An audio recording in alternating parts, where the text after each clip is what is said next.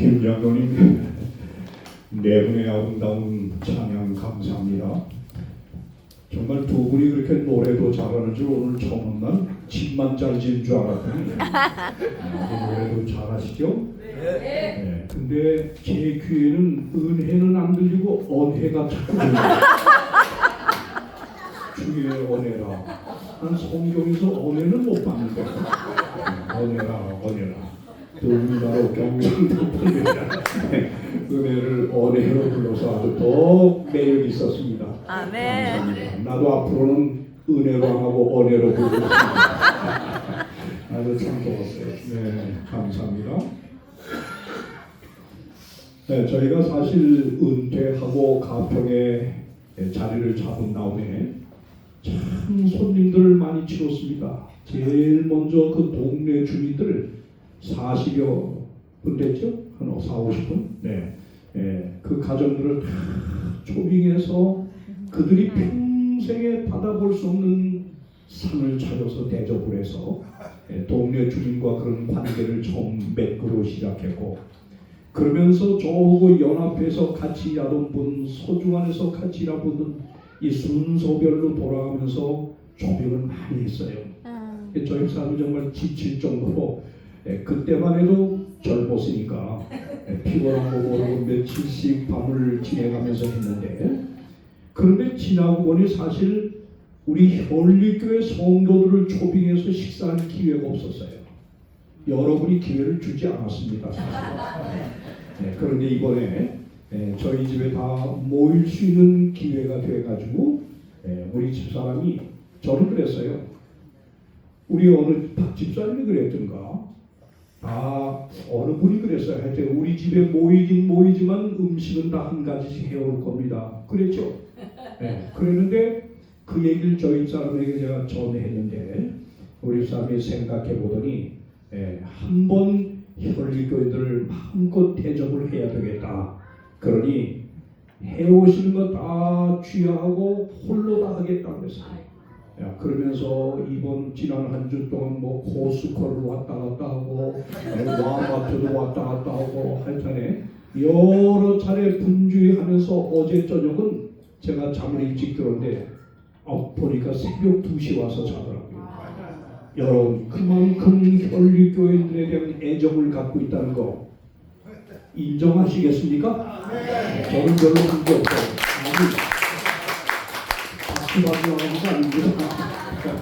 네, 어쨌든 제가 아마 이 교회 제일 오래 출석하신 정장로님이나 홍장로님이 몇 분 빼놓고는 제가 그 다음에 꽤 오래된 교인이죠. 네. 그런데도 불구하고 제일 불성실한 교인이 접니다.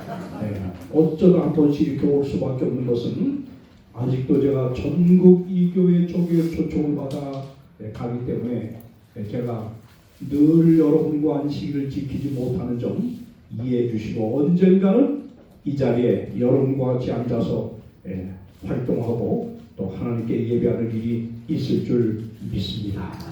그래도 동두천전림교회보다 제가 여기 많이 옵니다. 설교도 금년이 지금 몇 번째죠? 세 번째예요, 목사님. 1월 1일 했고 또 중간에 한 번 했고 지난번에 한 번. 맞죠? 네. 그럼 동두천이 아니면 큰일 납니다. 네, 거기는 한 번밖에 안 했어요. 자, 오늘 오후 3시에 저희 집에들 모일 터인데, 가능하면 우리 여기 지역에 계신 우리 어르신분들, 가까운 친구, 이번 5월 말일 전도회 때 꼭 초빙하고 싶은 사람 있으면 저희 집에 오후에 좀 초청해서 같이 모시고 오길 바랍니다. 아주 정성껏 저희가 음식을 준비했어요. 그분들에게 대접해서 우리 다시 한번 가까운 이웃 친구가 맺어졌으면 좋습니다. 아멘. 이 자리에 참석하신 분은 한 분도 빠지면 안 됩니다. 다 오세요. 이문현 교장선생님도 오시죠? 오해는 꼭 와주세요. 강 장로님 절대적으로 오를 만큼 제 말에 순종하세요. 우리 집 오세요. 네, 꼭 믿습니다. 자, 우리 오늘 함께 하나님께 주시는 은혜의 말씀은 은혜의 세계 속에 살 수 있는 세 가지 비결. 제가 이렇게 밑에 영어 자막을 넣은 이유는 내가 가장 가까운 우리 외국 친구 케빈 그리고 마페퍼스 교수 이 두 분을 위해서 제가 이렇게 영어 자막을 넣습니다. 이렇게 배려하시는 목사님도 없어요. 꼭 하시기 바랍니다. 네.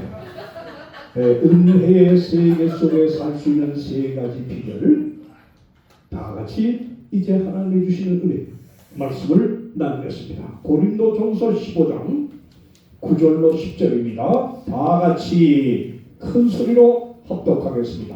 나는 시작. 나는 사도 중에 실기 작은 자다. 내가 하나님의 교회를 핍박하였으므로 사도와 신앙을 받기에 감당치 못할 자다.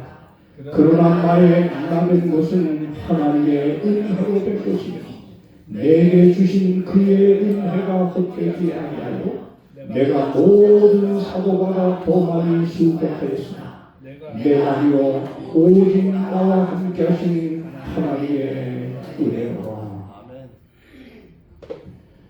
우리는 지난 20세기 중에 그 삼중장애의 삶을 극복하고 온 세계인의 가슴에 깊은 감동과 희망을 심어준 헬렌 켈러에 대해서 잘 알고 있습니다. 이 헬렌 켈러는 태어나서 19개월 만에 뇌촉 수막염이 걸려가지고 그만 맹인이 되었습니다. 앞을 볼 수가 없었습니다. 거기다가 귀까지 멀고 말까지 할 수 없는 노화가 된 것입니다. 앞도 못 보고 듣지도 못하고 말도 못하는 이 삼중장애의 끔찍한 장애를 가진 헬렌 켈러. 그런데도 그런 큰 훌륭한 일들을 많이 이룩했고 많은 훌륭한 저서들을 남겼습니다. 그가 노년에 이뤘을 때 한 기자로부터 이렇게 질문을 받았어요. 여사님, 한평생 앞도 못 보고 듣지도 못하고 말도 못했으니 얼마나 하나님을 원망하셨습니까? 그때 헬렌 켈러는 빙그레 웃으면서 기자에게 이렇게 말합니다. 원망이라니요, 하나님이 내게 주신 은혜들을 헤아리는 시간도 모자라고 그 은혜에 감사하는 것도 모자라는데 어찌 원망할 수 있었겠습니까? 그러면서 헬렌 켈러가 생을 마감하는 마지막에 남긴 말이 뭔지 아십니까? 나의 일생은 참으로 아름다웠다. 여러분, 이 삼중장애의 몸을 갖고도 하나님의 은혜의 세계 속에 살면서 이 모든 고난을 극복하고 아름다운 인생 승리를 이룩한 헬렌 켈러, 정말 우리에게 감동을 주지 않습니까? 그런데 오늘 본문을 기록한 그가 남긴 이 말 마지막, 나의 일생은 참으로 아름다웠다. 그런데 오늘 이 본문의 주인공 누구지요? 사도 바울. 바울 사도. 근데 이 바울 사도도 예수께 부르심을 받은 이후에 평생을 하나님의 은혜의 세계 속에서 살면서 그런 온갖 핍박, 고난, 환난을 이겨내면서 인생 승리를 이룩했는데 그는 하나님 은혜 속에 산 그의 산 경험을 이렇게 고백합니다. 그러나 나의 나된 것은 보세요. 하나님의 은혜로 된 것이니 내게 주신 그의 은혜가 헛되지 아니하여 내가 모든 사도보다 더 많이 수고했으나 내가 아니요 오직 나와 함께 하신 하나님의 은혜로다. 여러분, 이 짧은 한 절 속에 바울은 자기가 누린 하나님의 은혜를 세 번이나 지금 강조했어요. 이 사도를 보세요. 내가 오늘의 내가 된 건 나 잘나 된 게 아니다 이거예요. 뭐요? 하나님의 은혜가 오늘 나를 이렇게 만든 거다. 또 뭐요? 내가 모든 사도보다 더 많이 수고하고 더 많이 내가 헌신했을지라도 이것마저도 내 잘나 한 게 아니야. 누구예요? 하나님의 은혜가 이렇게 헌신하게 했다는 거예요. 여러분, 신약 성경에 약 절반 가까이를 누가 기록했죠? 바울 사도가 기록했습니다. 근데 이 바울 사도의 편지서를 전부 읽어보면 온통 하나님의 은혜에 대한 감사의 표현들이 가득해요. 약 200번이나 기록하고 있어요. 200번. 이걸 보면 바울이 얼마나 하나님의 은혜의 세계 속에서 그 은혜를 경험하며 살았는지를 우리에게 방증하고 있는 것입니다. 그럼 바로 이 하나님의 은혜가 자기를 이렇게 만들었다 하면서 하나님의 은혜 속에서 산 자의 모습을 이렇게 강조할 때 여러분, 우리는 어떤 세계 속에 살아요? 우리는 어떤 세계 속에 살아요? 자, 우리가 살아가는 세계는요, 여러분, 두 세계가 있어요. 아세요? 우리 신앙생활을 한다는 사람들이 살아가는 이 삶의 세계가 두 세계가 있어요. 두 세계. 이 중에 한 세계 여러분 분명히 속해 삽니다. 첫째, 무슨 세계? 율법의 세계 속에 살아가는 성도들이 있습니다. 또 어떤 성도가 있어요? 은혜의 속에 살아가는 성도들이 있습니다. 오늘 여러분은 어떤 세계 속에 살아가는 사람인지 한번 가늠해 보세요.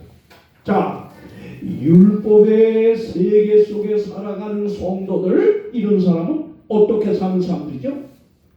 이들은 자신의 양심과 이성을 언제나 법과 원칙이라는 잣대에 끌려서 맞춰서 합니다. 자, 모든 상황을 바라볼 때 또 상대방의 어떤 태도나 행위나 잘못이나 실수를 바라볼 때 율법의 세계 속에 사는 사람들은 언제나 법이라고 하는 잣대와 원칙이라고 하는 잣대를 따라서 상황을 봅니다. 그러니까 이런 사람들은 거의 모든 상황을 먼저 부정적으로 봅니다. 왜 저래? 저건 뭐야? 이 부정적으로 생각하게 되죠. 그런데 잘 보세요. 상대방의 실수나 잘못이나 허물이나 행위를 보면 이 율법의 세계 속에 사는 사람들은 언제나 법과 원칙의 잣대로 상대를 보니까 뭐가 보여? 흠이 보여요. 장점이 안 보이고 뭐가 보여? 단점만 보여요. 이게 가정생활에서 아주 치명적인 겁니다. 이 교회라는 공동체 속에 율법의 세계 속에 매여 살아가는 사람들이 가득하면 그 교회는 미안합니다만 망합니다. 절대 부흥합니다. 여러분, 이 율법의 세계 속에 살아가는 사람들은 언제나 법과 원칙이 요구하는 것만큼만 헌신을 해, 일을 해. 그러니까 난 이만큼 하면 됐어. 왜 나에게 더 요구해? 그리고 언제나 상대방과 자기를 비교하게 되십니다. 박 집사님은 저 정도 하는데 왜 나는 음식을 더 해야 돼? 이게 율법의 세계 속에 사는 사람들의 사고방식이에요. 자, 그런가 하면 그러니 이런 사고를 속에 살아가는 사람들이 어울려 살아가는 가정이 행복할까요? 제가 옛날에 정말 율법의 세계 속에 사는 사람이 있었죠. 네. 그렇죠? 준효 씨. 여러분, 율법의 세계 속에 살아가던 홍명관은요, 매사가 못마땅해. 내 원칙과 내가 생각하는 이 법에 안 맞으면 다 틀린 것 같아요. 그러니까 자연히 별것도 아닌 화가 나. 나요. 나지요. 내가 우리 사람한테 실수 많이 했어요. 욱하고 이게 뭐야? 이건 틀렸잖아. 이건 내 원칙이야. 내 법이야. 네 율법의 세계 속에 사는 사람들이야. 근데 내가 보니까 우리 신 목사님은 사모님에게 무조건 좋아, 무조건 잘하지. 이 은혜 속에 살아서 그래. 여러분, 근데 은혜의 세계 속에 사는 사람들은 어떻게 사는 사람이냐? 그의 양심과 이성을 법과 원칙을 뛰어넘어서 언제나 하나님의 은혜의 지배를 따라 사는 사람이에요. 은혜는요, 법과 원칙을 뛰어넘는 거예요. 모든 걸 하나님의 은혜라고 하는 이 가르침의 안경을 쓰고 보니까 다 장점만 보여요. 그리고 상대방의 실수와 잘못과 이 부족함이 드러나면 비판하는 게 아니라 언제나 뭐예요? 예? 은혜 속에서 사는 사람은 관용해요, 이해를 해요, 용서를 해요, 포용을 해요. 그래서 여기에는 평화가 있는 거예요. 여기는 화평이 있고 연합이 있고 부흥이 있단 말이에요. 네? 여러분, 이거 오늘 그냥 듣고 흘리지 맙시다. 제가요, 정말 하나님의 은혜를 깨닫고 이걸 경험하기 시작하면서 옛날 율법의 세계 속에 살아가는 내 주장, 내 판단, 내 원칙이 안 맞으면 틀렸다고 화부터 나는 홍명관이가 은혜의 세계 속에 살아가는 삶을 살면서 모든 걸 은혜로 보니까 모든 걸 다 이해하고 포용하게 돼. 그래 안 그래요? 장주씨. 상대가 행복해요. 나도 행복하지만 이걸 꼭 알아야 돼요. 나는 가장 가까이 사는 아내에게 먼저 은혜로 대해야 된다. 이게 원칙이에요. 그 다음에 교회 와서도 제가 누구를 대하든 저 싫어하는 사람 있겠죠? 누가 있을까? 키멜리스가 아무리 저를 싫어해도 저는 키멜리스 싫어하지 않아. 그 말이 뭐죠? 나를 반대하는 사람일지라도 포용을 해야 돼. 예수님 나에게 잘못하는 사람을 몇 번 용서하라? 몇 번 용서하라? 몇 번? 70번, 490번 더. 7번씩 70번 그걸 더 하라. 그거는 끝도 없이 하라는 거예요. 여러분, 은혜 속에 산다고 하는 것은요, 절대 상대방의 흠을 드러낸 게 아닙니다. 그걸 포용하고 이해하고 관용하고 더 나아가서는 잘못을 내게 했으면 용서하라는 거예요. 용서요. 저는 정말 모든 걸 다 이해하려고 애를 쓰고 있습니다. 은혜가 저를 그렇게 만든 거예요. 여러분, 자, 오늘 여러분 어떤 세계 속에 지금 살아가는 시간이 됩니까?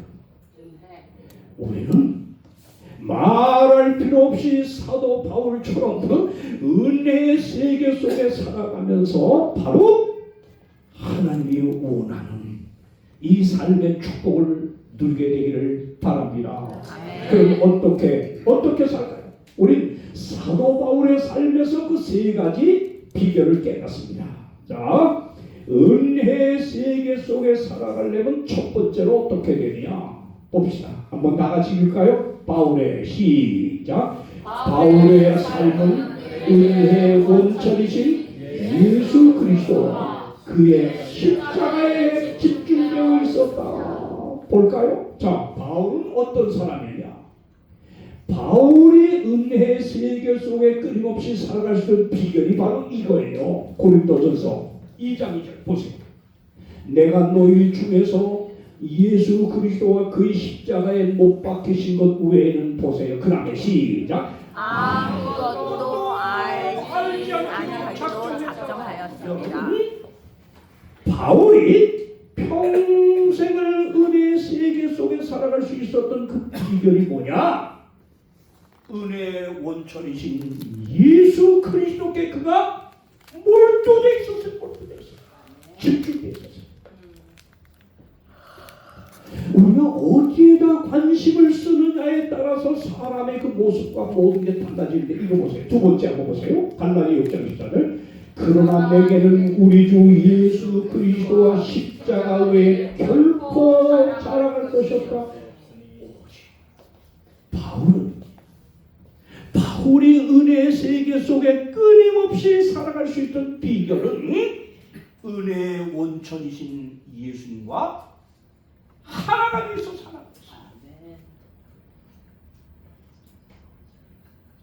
왜 우리가 이렇게 짜증나고 때로는 서로 원망하고 시비하고 한 가정에서도 교회에서도 우리가 이런 실수를 범하느냐? 은혜가 메말라서 그래요. 뭐가 메말라요? 네. 은혜요. 은혜가 메마르면 사람이 자연히 아주 삭막해지게 돼 있어요. 그런데 은혜라고 하는 것은 여러분에게서 발생되는 게 아닙니다. 오직 누구에게서요? 예수 그리스도. 예수에게서만. 아멘. 예수에게서만 우리가 바로 그 나오는 은혜의 샘물을 우리가 마실 수 있고 경험할 수 있어요. 내가 먼저 주께로부터는 은혜를 받아야 내게 받아진 그 은혜가 나갈 수가 있는 거예요. 이걸 게으리하는 거예요. 무조건 은혜의 원천이신 예수님께 여러분이 가야 합니다. 가야 합니다. 그래서 우리가 새벽을 깨우고 늘 말씀과 기도로 이 주님과 아주 하나 되는 그 포도나무의 비유처럼요, 주님과 연결되는 일을 첫째로 하는 거예요. 첫째로. 자, 여기 봅시다. 여기 믿음으로 받는 구원과 당신의 뜻, 우리 196쪽엔 이렇게 기록합니다. 매일 하나님과의 직접적 개인적 교통 없이 그분이 우리에게 주시할 사상과 능력에 접촉될 수가 없는 것이다. 이 사람 누구인지 아십니까? 자, 20세기 중에 전 세계 가장 복음을 많이 전하는 사람이 누구지요? 제일 유명한 전도 목사 누구죠? 빌리 그레엄. 참 이분이 우리 재림교회를 향해서 아주 거룩한 백성들이라고 표현했던 분이, 이분이 시대의 소망에 아주 반했던 분입니다. 아멘. 엘렌 주와의 시대의 소망에 너무 감동을 받고 표현했던 분이 이분인데, 자, 그런데 이 빌리 그레엄이 그렇게 많은 사람에게 말씀을 전하고 감동을 줬지만 진짜 그 결심하는 사람들로 하여금 뭐요? 눈물을 흘리고 주님 앞에 굴복하게 한 주인공이 누군지 아십니까? 밑에 분 보세요. 이분 누굴까요? 이분 누굴까요? 몰라. 영어 뭐예요? 조지 베버리 쉐아. 여러분 이분 모르죠? 노래하는 사람. 빌리 그레엄 못지않게 빌리 그레엄의 설교로 많은 사람이 말씀을 듣고 일어나 그러고 호소할 때 참여한 사람이 바로 이 찬양 사역자 빌리 그레엄과 하나 되어서 일했는데요. 이분이 참여를 하게 됩니다. 호소 참여를 합니다. 설교 듣고 일어난 사람이 거의가 난 눈물을 흘렸다는 거예요. 그렇게 감동이 됐다는 거예요. 이게 사실 진짜 빌리 그레엄도 훌륭하지만은 많은 사람을 결심시키는 그 에너지는 어디서 나냐? 이분의 찬송에서 나왔다고 하는데, 자, 그런데 이분이 1983년 네덜란드 그 암스테르담에서요, 큰 세계 전도자들이 다 모여가지고 컨퍼런스를 했는데, 전도대회를 했는데, 야, 이분이 그때 오래전에 본인이 작곡한 곡, 주 예수보다도 귀한 것을 없네. 맞지?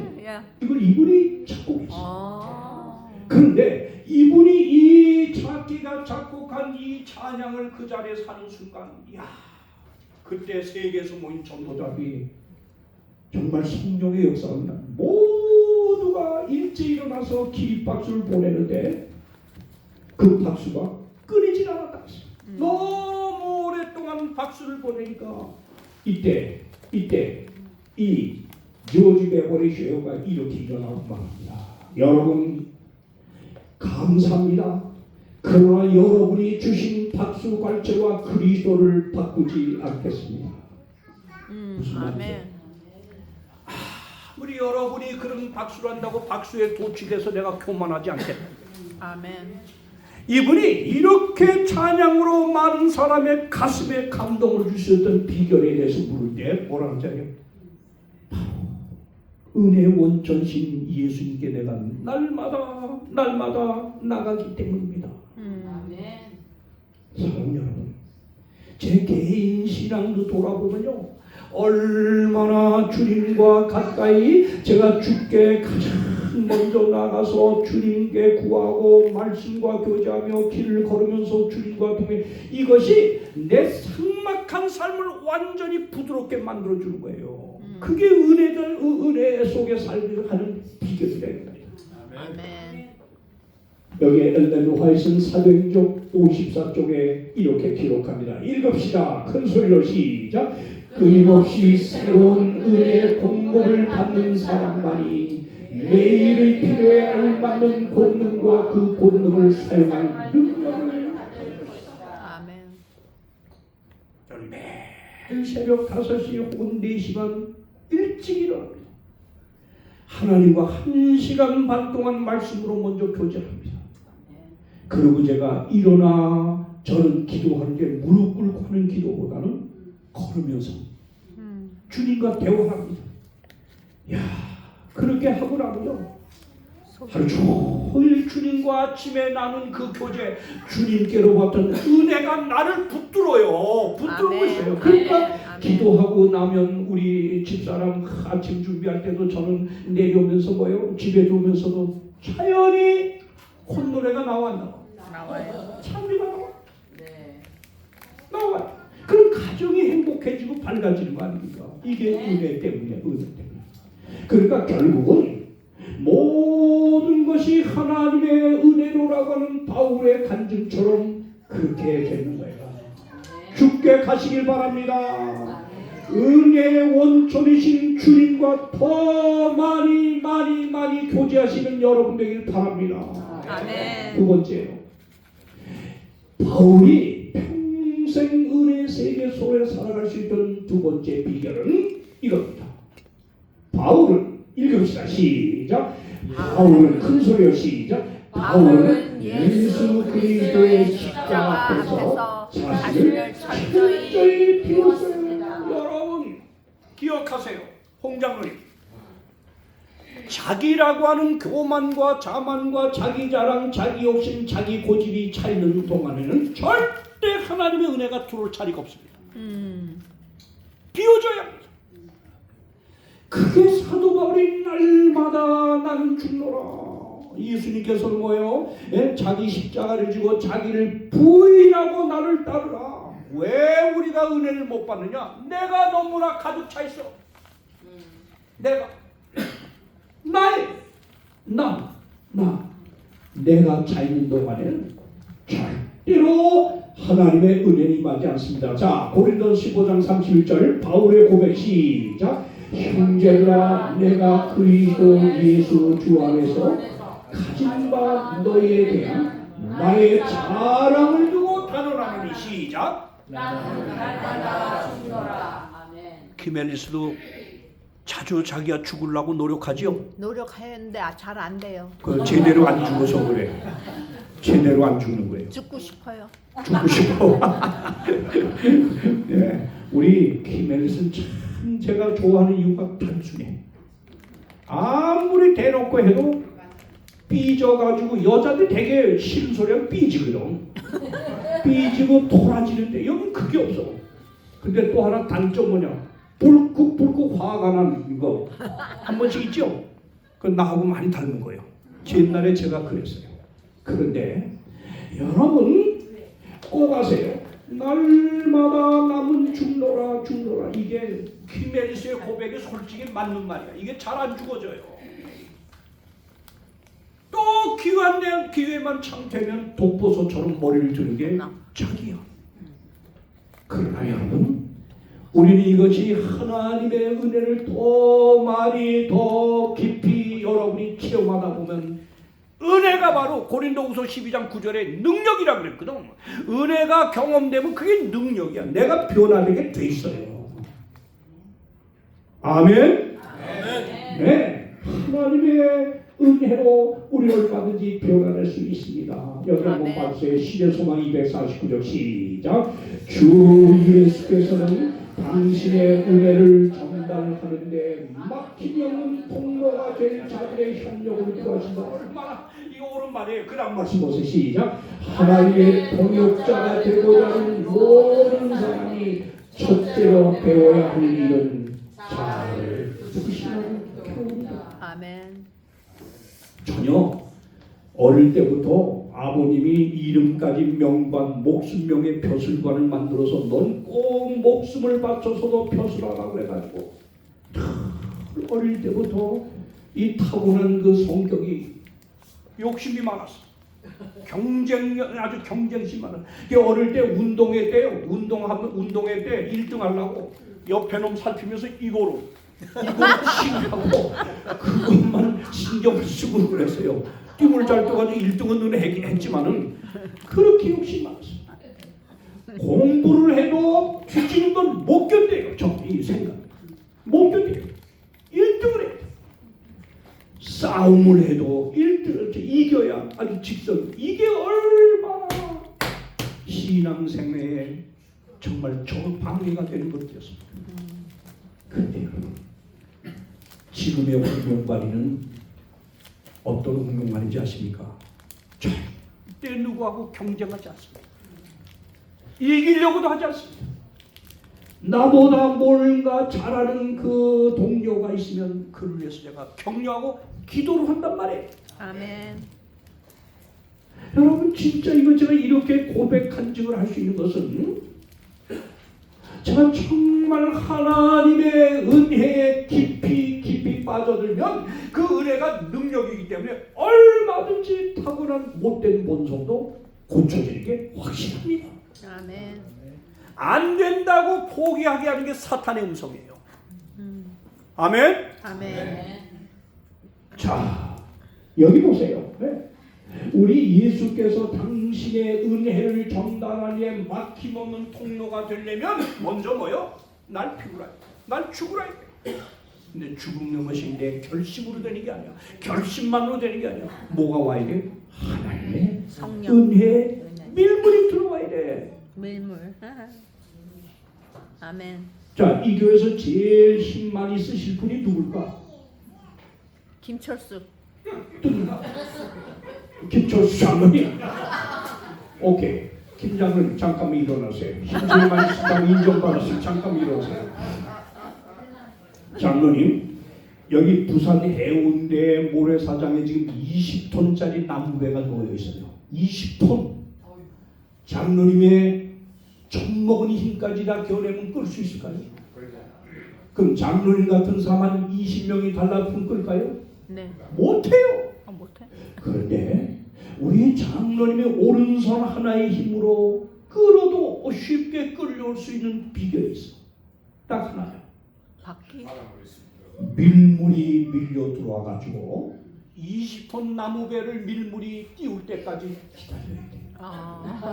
밀물이 일단 밀려 들어와 나무배가 뜨면 20톤짜리 나무배를 우리 장로님이 밧줄 걸고 오른손 하나를 끌어도 와요.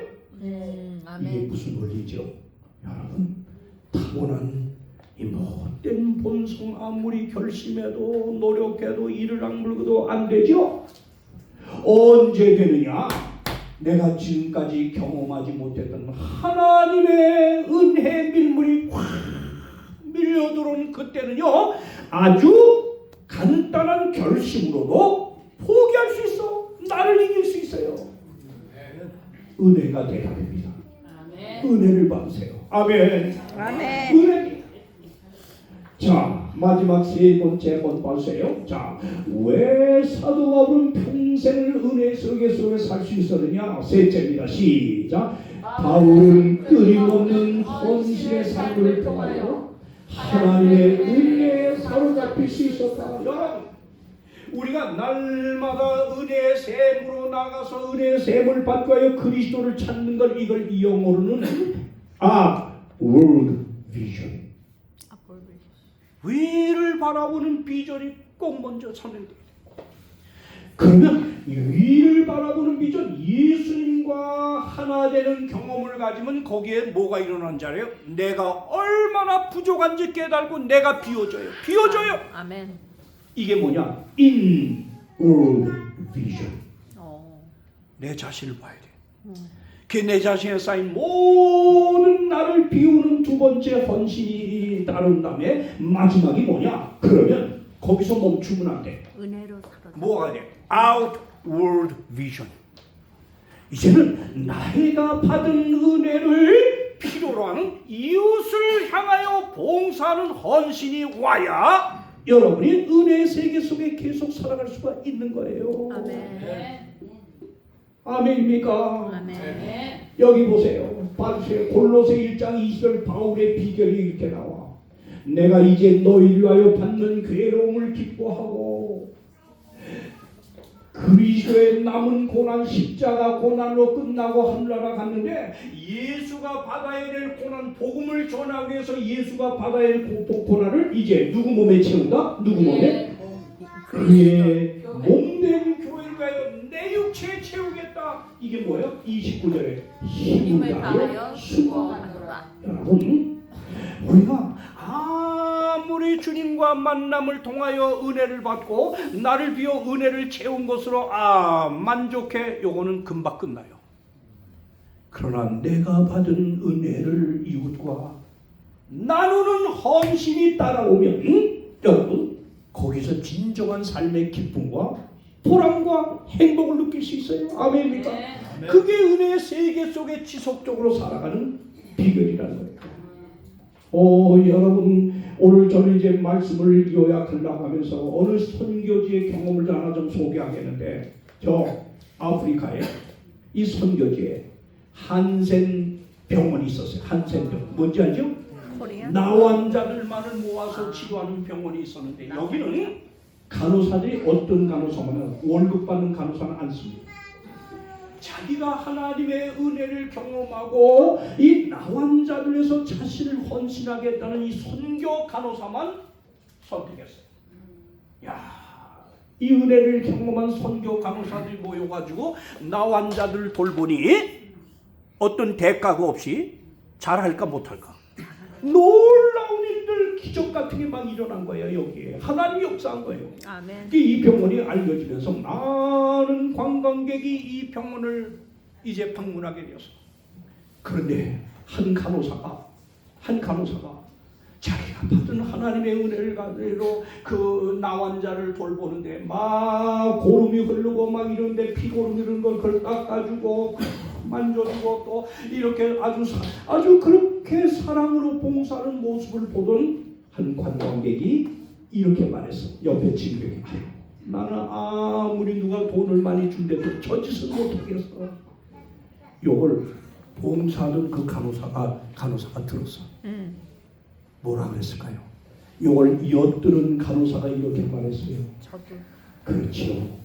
나도 아무리 돈을 많이 준다고 해도 나도 그렇게 안 할 거예요. 그랬더니 그 관광객이 놀래가지고, 그런데 당신은 근데 왜 하지? 뭐라 그랬을까요? 그때 이 간호사가 이렇게 말합니다. 내가 하나님께 받은 은혜가 너무나 커서 아멘. 그 하나님의 은혜 때문에 내가 이렇게 봉사를 힘이 있습니다. 여러분, 사실 하나님의 은혜를 받게 되면 우리 못할 일이 없어요. 봉사. 아멘. 이 은혜의 세계 속에 지속적으로 살아가려면 내가 하나님과 만남의 경험을 통해서 내 비워진 마음속에 은혜를 채운다면은 이 은혜를 필요하는 것을 위해서 봉사해야 돼, 나눠야 돼요, 일해야 돼요.